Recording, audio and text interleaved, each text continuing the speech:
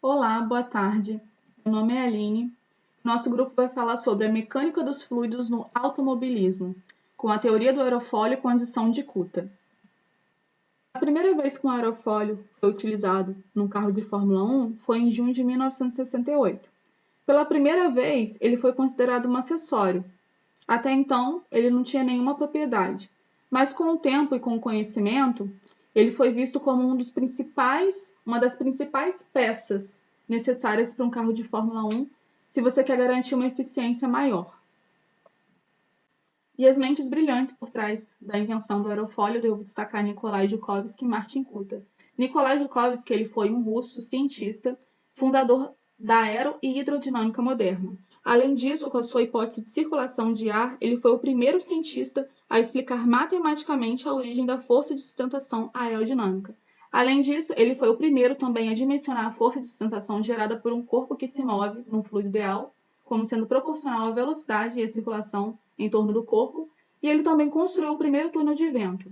Além disso, juntamente com Martin Coulter, ele desenvolveu o teorema de Coulter-Joukovsky. Martin Coulter ele foi matemático e engenheiro hidráulico alemão. Ele desenvolveu diversos métodos envolvendo a aerodinâmica e aerofólio.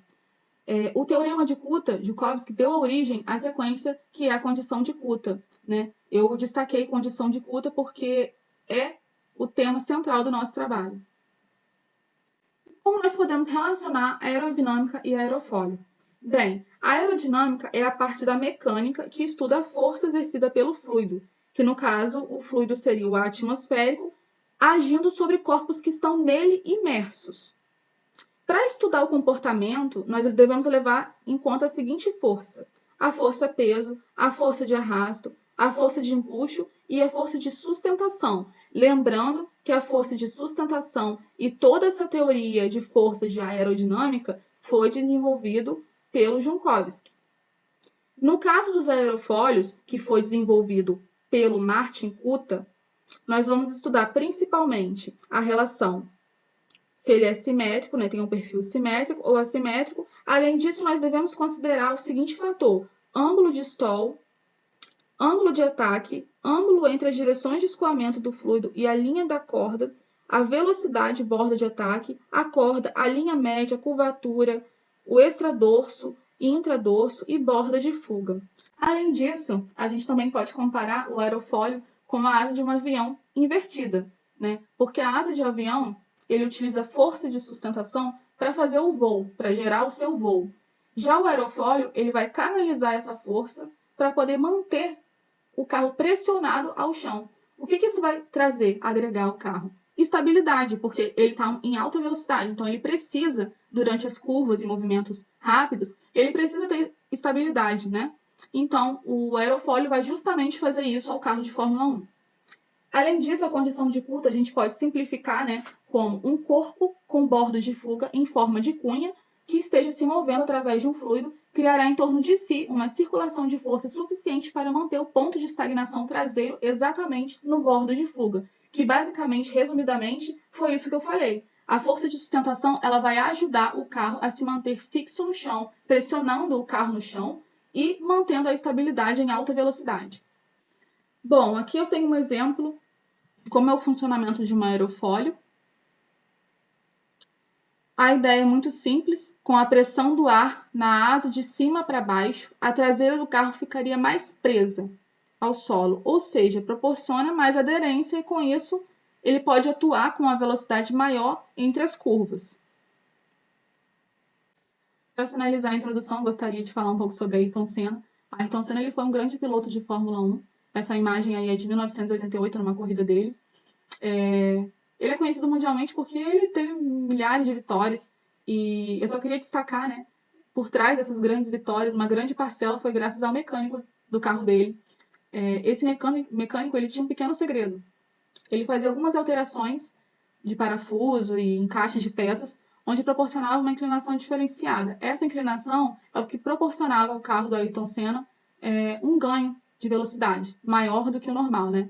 Então, em grande destaque, a grande parte dessas vitórias foi graças a essas pequenas modificações, que na verdade são modificações super baratas, né? De se fazer, era uma coisa ali que ele fazia antes da corrida, Não teve nenhum estudo, um grande estudo desenvolvendo essa técnica, né? Foi uma coisa ali do próprio mecânico mesmo, tanto é que só foi revelado esse segredinho depois de muito tempo. Então, assim, em destaque nós temos aí, né, a posição, o quão importa, né, a inclinação desse ângulo e a posição do aerofólio, tudo isso influencia muito. Então, por isso que nós vamos explicar melhor nos próximos slides que vão ser apresentados. Muito obrigada. Fala galera, eu sou o Anderson, dando continuidade aqui à apresentação do nosso seminário. Nós estaremos tratando um pouco agora sobre a teoria do aerofólio e a condição de Coulter. Como nós já vimos um pouco na introdução deste trabalho, os aerofólios eles servem para dar estabilidade aos veículos, mantendo-os em contato com o solo. Então, se nós tomarmos, por exemplo, um carro de Fórmula 1 que alcança velocidades superiores a 300 km por hora facilmente, ele acabaria levantando o voo sem a ausência de um equipamento como o aerofólio. E por que isso aconteceria? O aerofólio de um carro de Fórmula 1, desse exemplo que nós estamos tratando, ele canaliza a força do ar que passa sobre ele de forma a pressionar o carro para baixo, ou seja, contra o asfalto. E essa força, que é chamada de pressão aerodinâmica, ela é obtida por dois fatores que estão sinalizados aí no slide, para vocês verem. O primeiro fator é o formato do aerofólio, que geralmente possui uma face curva e uma outra mais achatada, e o segundo fator, principalmente, que é o seu ângulo de inclinação, que é o ângulo de ataque, assim podemos dizer, o alfa. E o problema fundamental da teoria dos aerofólios é justamente determinar essa circulação, que nós chamamos de circulação gama, denominada por essa letra, em função da geometria do equipamento, ou seja, da forma do aerofólio e do seu ângulo de ataque, que são esses dois fatores que nós tratamos anteriormente. E o ângulo de ataque, por sua vez, ele é oriundo da corrente livre de ar atmosférico, que vai passar ali através do aerofólio. Então, falando um pouco sobre a condição de Coulter, ela se aplica ao escoamento em aerofólios que possuem bordo de fuga fino. O bordo de fuga é essa parte aqui traseira do aerofólio. E essa figura em questão, ela mostra de maneira esquemática as linhas de corrente que nós já tratamos aqui, de um escoamento em torno desse perfil. Então, no bordo de ataque, que é essa parte frontal aqui desse perfil, a linha de corrente flui até um ponto de estagnação, onde atinge o perfil. No caso, seria esse ponto aqui, de encontro da linha de corrente com o bordo de ataque. Então, neste ponto, nós sabemos que a velocidade é zero. Então, aí o escoamento acaba se dividindo em duas partes. Uma parte vai passar por cima do ponto de estagnação do bordo de ataque e a outra parte irá passar por baixo. O escoamento, ele contorna o perfil e deixa o bordo de fuga de maneira suave, como visto na figura. Tanto a parte de cima quanto a parte de baixo vão contornar todo o perfil e vão deixar o bordo de fuga, que é essa parte traseira, de maneira suave. E essa situação em que isso acontece, que as linhas de corrente fluem de maneira suave em torno do perfil, ela é modelada pela condição de Coulter. Mas nem sempre o escoamento no bordo de fuga do perfil acontece dessa maneira, ou seja, de maneira suave. Nessa figura à esquerda, nós estamos vendo um exemplo em que a condição de Coulter não é satisfeita, ou seja, o escoamento contorna o bordo de fuga de forma não suave, de forma assim, desorientada. Ela contorna o bordo de fuga, ela não escoa através do bordo de fuga de maneira suave. E na figura direita nós já vemos como um exemplo anterior, que o escoamento deixa o bordo de fuga de maneira suave. Então, a gente olhando esses dois casos, nós podemos pensar assim, em infinitos esquemas de linhas de corrente em torno desse perfil, correto? Aí nós estamos vendo dois, mas nós sabemos que as linhas de correntes podem atravessar esse perfil de qualquer forma. Essa imagem, então, vai trazer algumas simulações para a gente, já que a gente viu que as linhas de correntes podem fluir através do perfil de várias formas. Então, essa é uma imagem justamente sobre isso, sobre a simulação do escoamento de um fluido num aerofólio. Na letra A, nós vemos que não há circulação, porque as linhas de correntes passam de forma totalmente desorientadas, contornando o bordo de fuga, e isso não é o que a gente deseja através da condição de Coulter. Na letra B, nós vemos que há uma circulação baixa, ou seja, pouca circulação, apresentando o ponto de estagnação, que é justamente esse ponto aqui de encontro da linha de corrente com o bordo de ataque sobre a superfície superior traseira. Na letra C, nós vemos uma circulação excessiva, ou seja, uma alta circulação, onde as linhas de corrente aqui elas estão passando praticamente de forma ideal, ou seja, que irá atingir a condição de curta de forma suave.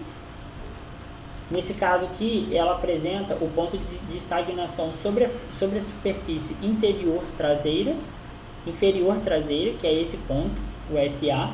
E na letra D nós temos a circulação ideal, que é justamente satisfeita pela condição de curta, né? É uma circulação a qual, né, a condição de curta é satisfeita, onde o escoamento ele se apresenta de forma suave, né, no bordo de fuga do aerofólio. Olá a todos, meu nome é Ramon. Eu vou abordar aqui linhas de corrente, diferença de pressão, coeficientes de sustentação e ângulo de ataque. Bom, se a gente tem um objeto simétrico e a posição desse objeto em relação ao fluido gera linhas de corrente simétricas, a gente tem que a velocidade dessas linhas de corrente, tanto das que passam por cima quanto das que passam por baixo do objeto, vão ser as mesmas, já que o objeto é simétrico, então as linhas vão ser iguais às que passam tanto por cima quanto as que passam por baixo. Mas, se o nosso objeto não for simétrico, ou se ele tiver alguma inclinação em relação ao fluido, como a gente vê aí nas imagens aí na tela, a gente vai ter linhas de corrente diferentes passando por cima e por baixo. Elas vão ter velocidades diferentes, já que o caminho que elas têm que percorrer não é o mesmo. E a gente sabe, pela equação de Bernoulli, que para uma mesma altura, se a velocidade do escoamento for diferente, a pressão naquele ponto ali também vai ter que mudar. Então, se a gente aumenta a velocidade, a pressão diminui e vice-versa, né? Se a gente diminui a velocidade, a pressão vai ser maior.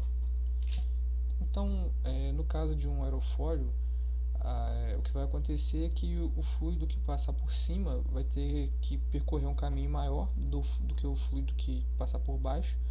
Então, a velocidade em cima será maior do que a velocidade embaixo. Essa diferença de velocidade também vai causar uma diferença de pressão, já que a velocidade em cima, por ser maior, o que vai ocorrer é que a pressão em cima também vai diminuir, e essa pressão embaixo sendo maior vai causar uma força de sustentação que vai tender a levantar, né, o aerofólio ou a asa, se for, por exemplo, a asa de um avião, né? Então, a pressão por ser maior embaixo vai gerar essa força de sustentação para cima. Além disso, a gente também tem que a posição do objeto em relação ao escoamento pode também gerar esse ângulo alfa, que a gente chama de ângulo de ataque, que é justamente a inclinação, né, da posição do aerofólio em relação ao escoamento do fluido. Nem sempre a ideia é fazer essa sustentação levantar, né, o nosso objeto. No automobilismo, por exemplo, a ideia é justamente fazer com que essa sustentação seja direcionada para baixo, para fazer com que o carro fique mais preso ao solo e assim ele consiga atingir velocidades altas em curvas e não ter problemas com isso, né? Porque ele fica mais firme ao chão. Então, depende de cada aplicação, né? No caso do automobilismo, em geral, é isso que ocorre. A gente consegue também calcular um coeficiente de sustentação, né? Que vai ser um número adimensional que relaciona aí a força com a densidade, a velocidade e a área, que é dado por essa fórmula, né, que está aí na tela, FL sobre meio de ρ V ao quadrado A, onde o FL é a força de sustentação, o V é a velocidade, o ρ é a densidade do fluido E o A é a área, que é a área da projeção ali, né, do nosso objeto. Como se a gente tiver um aerofólio, por exemplo, como a gente está vendo aqui na imagem, a área vai ser essa projeção dele, né? Nesse caso aí seria o C multiplicado pelo B, do desenho aí que a gente está vendo. Então, dessa forma a gente consegue calcular esse coeficiente de sustentação, e a gente também consegue relacionar esse coeficiente de sustentação com o nosso ângulo de ataque. A gente consegue observar isso através desse gráfico que está aí, né? Que a gente observa que de acordo com que esse ângulo de ataque aumenta, o coeficiente de sustentação também vai aumentar, até chegar num ponto chamado de stall, e a partir desse ponto isso se inverte. Então, mesmo você aumentando o coeficiente, aumentando o ângulo, o coeficiente passa a diminuir. Em geral, né, para aviões, assim, o buscado é justamente o coeficiente máximo de sustentação, mas como eu disse, isso depende da aplicação, né? E a gente consegue calcular essa velocidade de stall, né, que seria essa velocidade do coeficiente, onde o coeficiente de sustentação é máximo, através dessa fórmula aí, que é a raiz de 2p sobre ρ CL máximo vezes a área, onde o P é a força peso e o ρ é a densidade, e o CL máximo é justamente esse coeficiente, né, de sustentação máximo. Bom, minha parte era isso e muito obrigado. Boa tarde, pessoal. Eu sou João Pedro Rabelo. Vou abordar aqui na minha apresentação o coeficiente de arrasto e a influência do ângulo de ataque sobre as forças de arrasto. Bom, vamos começar definindo o que é força de arrasto. A força de arrasto é aquela que surge aqui paralela ao escoamento, e ela é uma das componentes da resultante aerodinâmica, juntamente com a força de sustentação. E essa força de arrasto, pessoal, ela vai ter duas componentes: o arrasto por atrito e o arrasto por pressão. Mas vamos entender melhor aqui na sequência da apresentação. Bom, o arrasto por pressão aqui, ele parte daquele princípio que a gente assume aqui na superfície aqui do objeto posto em escoamento externo, em que o fluido adere aqui à superfície e não há escorregamento desse fluido. E esse fluido vai causar uma desaceleração das camadas subsequentes aqui. Vão surgir as forças, as tensões de cisalhamento e, por consequência, as forças aqui de atrito, né? E essas forças de atrito vão provocar uma resistência ao escoamento. Ou seja, se essa forma estiver aqui não fixa dentro do escoamento, ela vai ser levada juntamente com o escoamento. A força de arrasto por pressão, ela vai sofrer uma influência muito grande da razão entre as forças dinâmicas do escoamento e as forças viscosas. Por quê? Na imagem que a gente já foi abordada aqui, tem um escoamento em que essas linhas circundam aqui toda a esfera. Mas dependendo se as forças dinâmicas forem maiores que as viscosas, ou seja, as forças de atração aqui do fluido pela superfície da esfera não são suficientes para atrair essas linhas aqui de velocidade, vai surgir atrás da esfera, uma parte de baixa pressão, de certa turbulência. Então aqui nós vamos ter uma área de alta pressão e uma aqui de menor pressão, o que vai gerar aqui uma força para essa esfera em direção ao escoamento.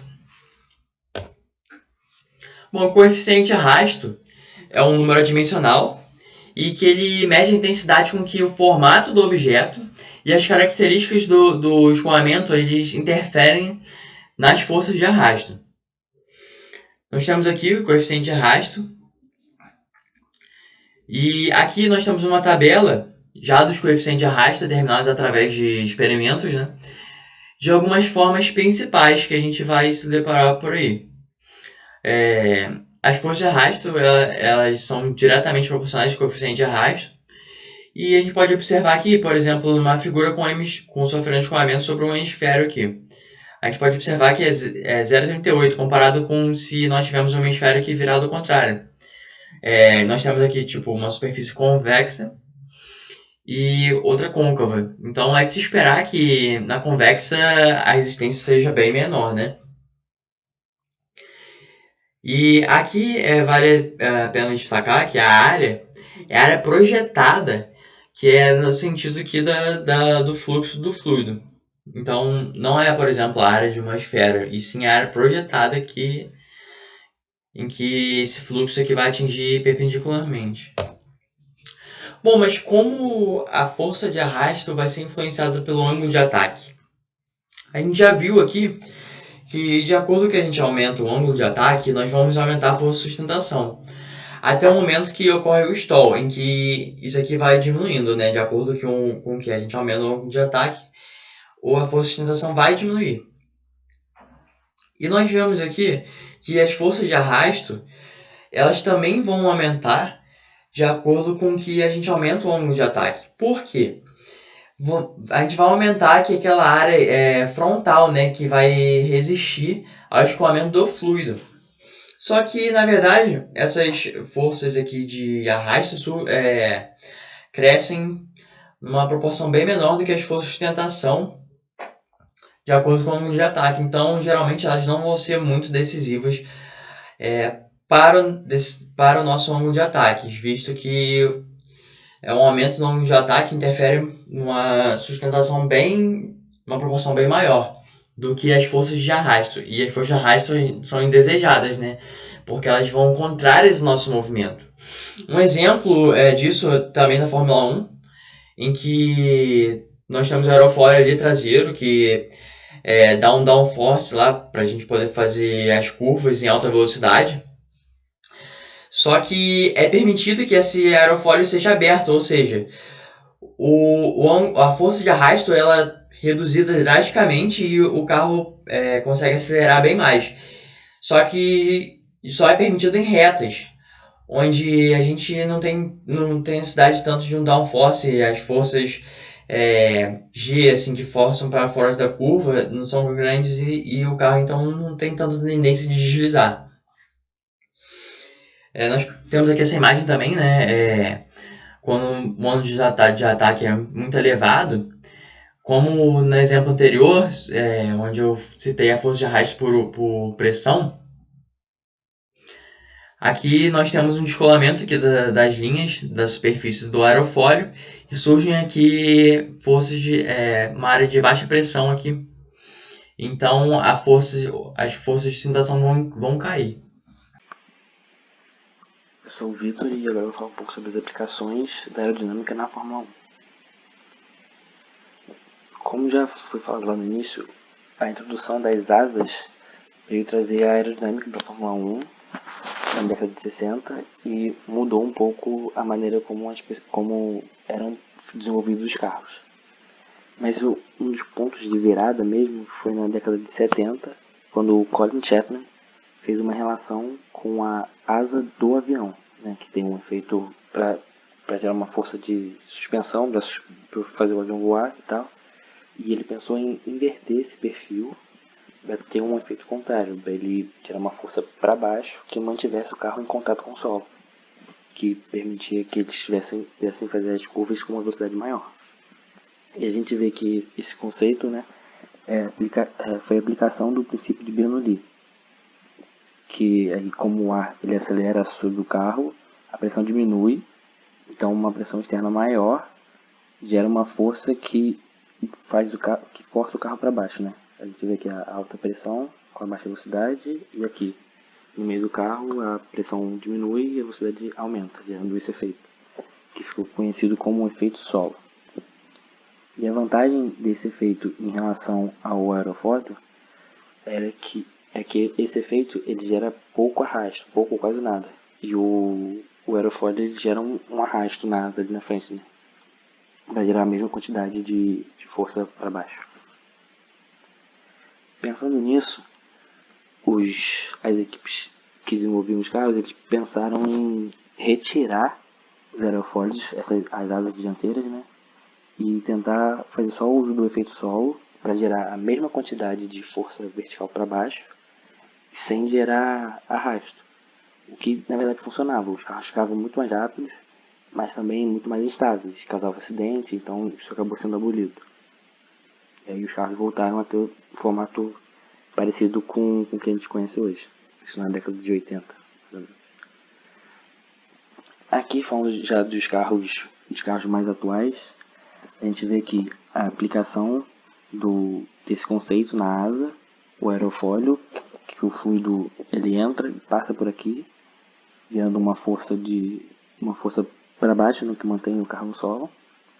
E isso gerou um outro problema, que foi que assim funcionava muito bem para o carro que estava na frente. Todo o desenvolvimento aerodinâmico funcionava para torná-lo mais rápido e ter melhores resultados.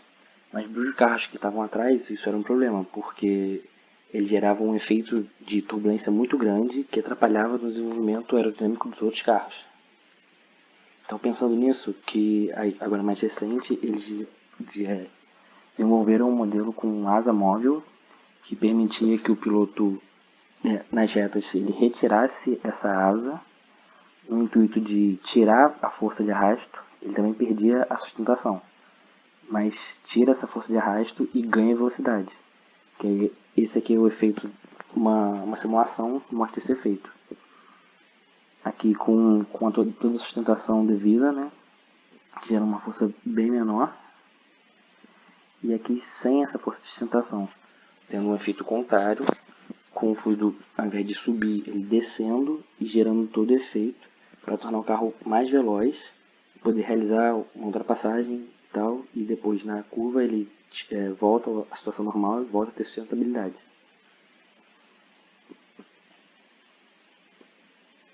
Agora a gente tem aqui um vídeo que vai mostrar esse efeito. Aqui como funciona na asa dianteira, o fluido subindo pelas laterais, o fluido passando por dentro para gerar menos arrasto, tentar não ter o ar como inimigo, mas usando isso ao favor dele para tentar tornar o carro mais rápido, né? Aproveitar o efeito do vento.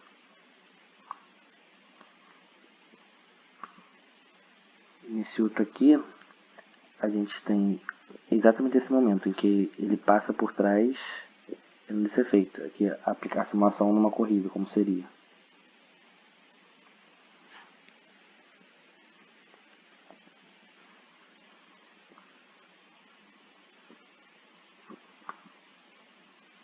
E para encerrar, essas foram as referências que a gente usou para o nosso trabalho. E muito obrigado.